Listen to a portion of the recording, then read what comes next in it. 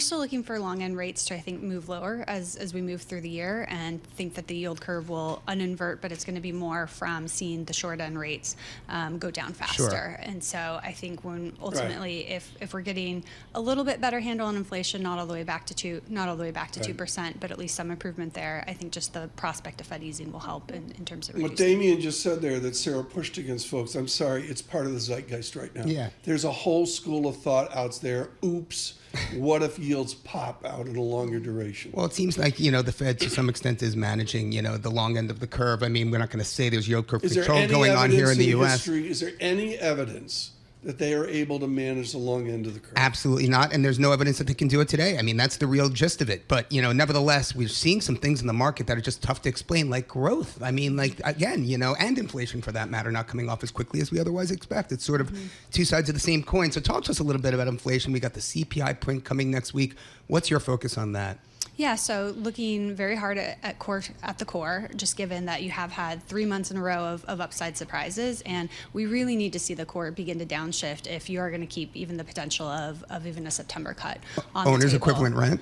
I think we'll see some moderation there. That's so the one. obviously it's been stickier, and it's been, I think, slower to see that downward trend. But we've already come off the highs. But I do think that there's further to go as we move through the year. It's just a matter of the magnitude and timing. I think has been tricky to pin down. But the direction, I think, pretty confident lower. Well, I think that's the real one, right? I mean, that's what the Fed's waiting for. And I think, if you just look at Steve Englander at Stan Chart this morning, he's talking about the potential for OER to fall in the second quarter this year. And that might be what Chair Powell is indeed hanging his hat on.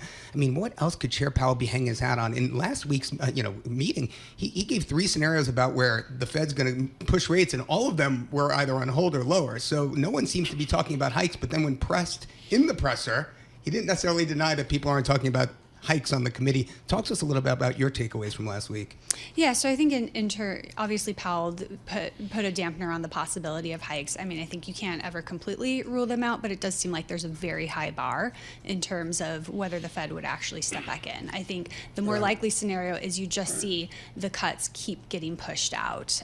So I think if you do see inflation stickier, jobs market remain resilient, I think that's the more likely play, where they're not sure exactly how restrictive they are, but they can sit and wait longer to feel the effects and see if there are longer lags. For Business America listening across the nation right now, what's the animal spirit, Judge? Where's nominal GDP 12 months forward?